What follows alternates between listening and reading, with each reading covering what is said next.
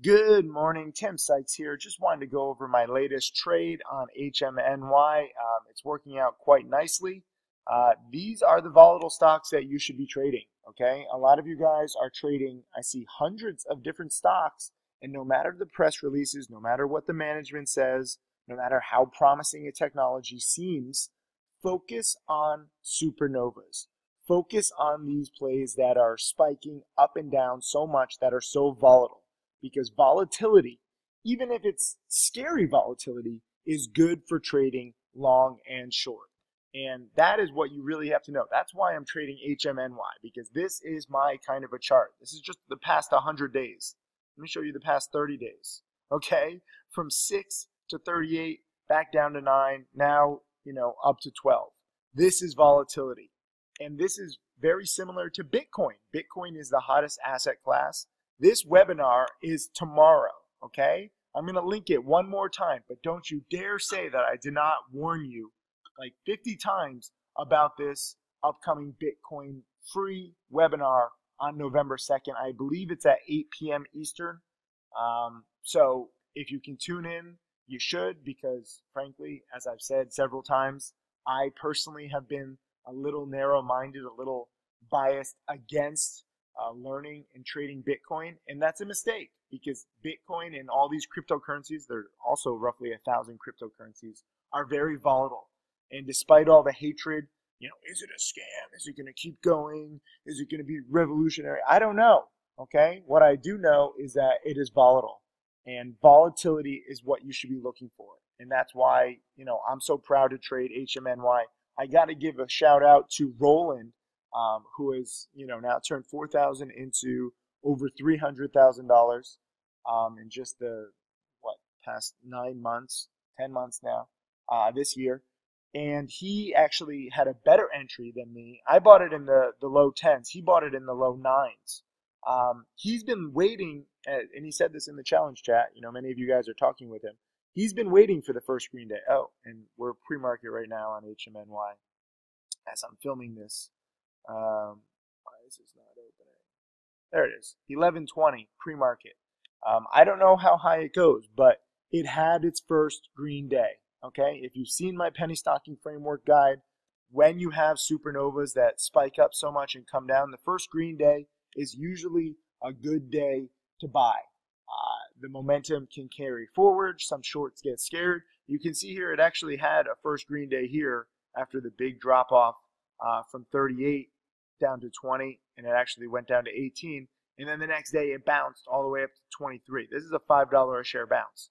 It doesn't look like much. And again, I'm not really good at $20 stocks, let alone $10 stock share prices. So this bounce ultimately failed. And then look at this. Here you can even see this had a little bit of a green day. And on the low, even though it finished here in the 15s, the next day it did touch 18.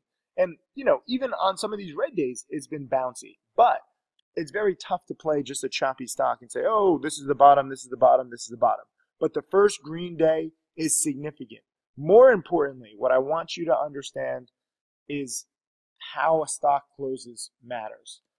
Yesterday, this one was very nice. It morning spiked. So first of all, when a stock morning spikes, that tells me, okay, it has potential to, move up, even if it doesn't hold it. You'll see a lot of these morning spikes with penny stocks, and then they come right back down by midday or by the afternoon.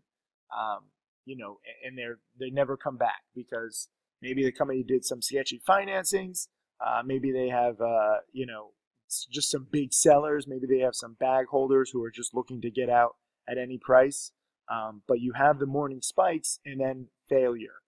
That would not have led me to buy HMNY here in the 9s. I give props to Roland. Roland is taking these patterns and doing what works best for him. For me, I'm not interested in just seeing, something like this where you have the morning spike and then you have the failure. What really interests me here is this kind of cup and handle formation where, the stock starts to come back up to 10.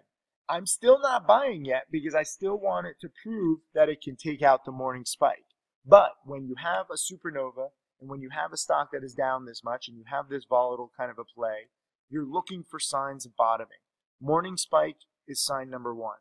When it starts fading again, now you have to say, wait a minute, is it really going to hold? Is this morning spike just kind of an aberration? Maybe it'll come back down. But I'm still watching it. Then when it starts to coil in here, you might say, wait a minute, back on. This could be a first green day. If it's the first green day, then it might have another morning spike like this the next day, even if that morning spike fails. But it double tops here, okay? The morning high is 10. The afternoon high right here is like 996, and then it comes all the way down to 950. So at this point, I'm not thinking about buying because the double top is now in place. So I want it to prove itself, and this is exactly what it did right here at around 3 p.m. It proved itself above 10, and it actually went too quickly. I was watching it. I got a call literally for like 5 minutes. I'm planning this event with Larry King in Los Angeles in 10 days. So I'm kind of doing a bunch of stuff. But there was a call about this Larry King event, and I'm glad some of you guys are coming. And I missed this because it went so quickly from 10 to 10:40. And at this point, I don't want to chase it. It's still not the market close. If this was at like 3:45 p.m. or 3:50 p.m. Eastern, where the market is closing in 10 minutes, I would have chased it. But at this point, I don't want to chase it because you can't see this. But right here, I mean, it's like 3:20 p.m. So the market does not close for another 20 minutes. So we've seen this in the past. I was buying this the other day where I was buying it, I think, around 3:30 or 3:40 p.m. There was still like 30 minutes to go before the market closed. And even though it looked like it was breaking out, it dropped 40 cents a share late day. And, I was down 40 cents a share roughly overnight. And that sucked, in the last few minutes. So this stock is a potential bottom for me, but it has to prove itself. And I want to position myself for a potential morning spike the next day. That is why I bought it in the 1020s here, which actually turned out quite nicely because it already has the breakout above 10. It's probably going to be the first green day. It had a morning spike. It's the single most volatile stock in the market. And now at 1020, $10.20 a share, $10.25 a share. It is 3:40 p.m. So the market is closing in roughly 15, 20 minutes. So we're closer to the close. It's closing high. It proved that it could hold the $10 a share breakout. If it had broken below $10, I would have simply exited. So that was my plan. When I'm buying it here in the 1020s, if it breaks below 10 and then somehow like this afternoon spike fails, okay, it goes below 10. Now I cut losses. I lose 20 cents a share. That is my risk. But I was never down from the point I bought it. I actually only got a partial position. I wanted 3,000 shares. I got like 1,500 shares. It started spiking very quickly because all of these indicators came together. The stock is down a ton. First green day, nice afternoon breakout, actually intraday cup and handle. And, at this point, you have so many positive indicators. Some short sellers who have been shorting since the 30s, they probably want to cover. When short sellers want to cover, that means that they're going to buy, which pushes the price up even more. And that's exactly what happened. And we got a nice short squeeze. Even pre-market right now, it's at 11.25. So all of this, it's gone $1 a share since my buy. I did not give it enough time. Again, this is not my sweet spot, $10, $20 share stocks. First green day is nice, but this has also had several, fake out first green days. Even though it bounces, you have to sell into the bounce. So I made my roughly 50 cents a share, or like 40 cents a share even, just because I'm scared to trade this stock. But at the same time, even though I'm scared, I'm looking at the several indicators piling up. And when enough indicators pile up, that tells me, wait a minute, the odds favor this going up. Worst case, when I'm buying it in the 1020s, if it did break below 10, I lose 20 cents a share. I probably could have done a better job selling it, making 40, 50 cents a share and risking 20 cents a share. So it's like 2-to-1 risk reward, not so great. As it turned out, there was no downside, and now there's $1 of upside. But you don't know, what it's going to be when you enter the trade. All I want you to do is start looking for signs of bottoming in volatile stocks. And I want you trading these volatile stocks. I know $10, $11 a share is a little too pricey for some people. I wish this were a lower price stock. I wish I was a baller. I wish I was a little bit taller. But at the same time, this fits my pattern, not necessarily to a T, but close enough. And Roland recognized it. And, if you ask Roland in the chat room, he'll say it's a number 5 pattern for my penny stocking framework guide. And he loves dip buys, and I like dip buys. But at the same time, I don't want to just dip buy a stock like this. Some of you guys were asking, why didn't you just buy it at 9? Because too many penny stocks, or too many, low price stocks, or too many supernovas have morning spikes and they never come back. I want it to come back, and I want it to prove itself. And you can see here, some people probably bought it right here at 990, and they're like, well, I thought it was going to break out. But you didn't wait for the breakout.